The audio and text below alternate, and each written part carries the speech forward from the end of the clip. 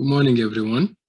My name is Seydou Ngaide, and today I want to kind of explain on how to do a pivot table. So let's say we have a data set here. We have the student number, the score, and the subject. Now, one student can take multiple subjects, and each subject will have a corresponding score. So for instance, in this student, we have student with the number ID 14, 20, 21, 427, have taken biology, calculus, AB, history, and world history. And these are his scores. Now we can see this is a pretty long data set. Of course, we can see all the data sets that are much longer than these. Right? So now if you want to do a pivot table on this, what you do is that you select on this little triangle right here, select it, and then you go to insert, then pivot table, and then it says table range. So it's taking this entire table range, so A through C, and then you click OK. Now here, this is now our pivot table. What we do is we have different fields, right? These are the pivot table fields are basically the corresponding columns of our table, right? So you see the student number, score, and subject, which are the same thing that we had here, right? So now let's say we want to summarize this data set, right? This is kind of pretty hard to read, right? If you want to find, okay, what is the average score of a particular student? It's kind of very difficult in trying to go through every student ID and finding that. But with pivot table, we get to do exactly that in a matter of seconds. So now what I will do, I will move the student number here. So now this gives me the list of all the students. And then I can put here the score.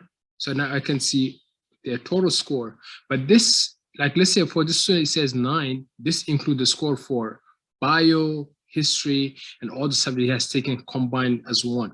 Now, if I just want to break it down by subject, I take the subject and move it down on the student.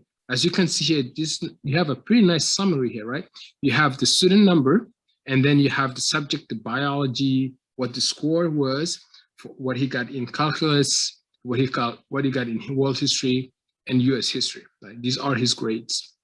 And this is the same for all the students, as you can see. So if they haven't taken a subject, that wouldn't show up. So it kind of just showing all the subjects, right? Now, let's say you want to kind of also take this one step further, not just to sum up these, because if you sum all these numbers, you're going to give you 9, right? Because that's the total scores. Let's say I want to get, okay, the average, what was the average for this particular student? I'll come here, you click on sum, value field settings, and then click average, and okay. So you see that now these have changed to averages. You're still going to have the corresponding score for each subject, but now you can say, okay, this student had 2.5 average as a total score, right? These are out of 5, by the way.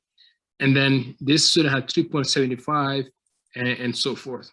So the kind of, it kind of gives us a pretty nice summary of the student performance. I hope this makes sense. And what I really highly encourage you is to go back. I will be attaching this particular file in the YouTube video, and then you can use it to practice with it. So let's say we want, so you see how like all these averages have like 1.3333. Let's say I just want to keep it to just 2 decimal places. You select column B, right click, and then you go to format cells, and then you click number. He says a decimal place. I want to keep it, let's say, maybe 2 decimal places, right? This separator is usually when you have like values like in the thousands. This will be irrelevant in this case. And then you click OK. You can see now we have a pretty nice summary, right? So it's like instead of all 0.33, you're only seeing 2 decimal places. So I hope that this makes sense. So now to take this one step further, let's say we want to know whether a student has passed a class or has failed a class, right? So we can have maybe a threshold saying, okay, if you score anything under under 3, or 3 or under, like equal to 3 or less, 3 or more is cause it will be counting as a passing grade, and if it is less than 3, it will be a fail. Now you can create a new column here. Let's call it pass slash fail, right? So this where if statements come in very handy. So what do you do? If equal if. So if is a logical test. So what are we testing, right? So I'm going to test this score right here. So whether the score, so what is the logical test here? So we want to test if the score is less than 3. So you say if it is less than 3, then do what? If that is true, if it is less than 3, we said the student has failed. Else, otherwise, they have passed. And that's it. So you can see, okay, since 3 and above is a passing grade, then this student has passed. Let's check for this one. So it has failed because it's 1.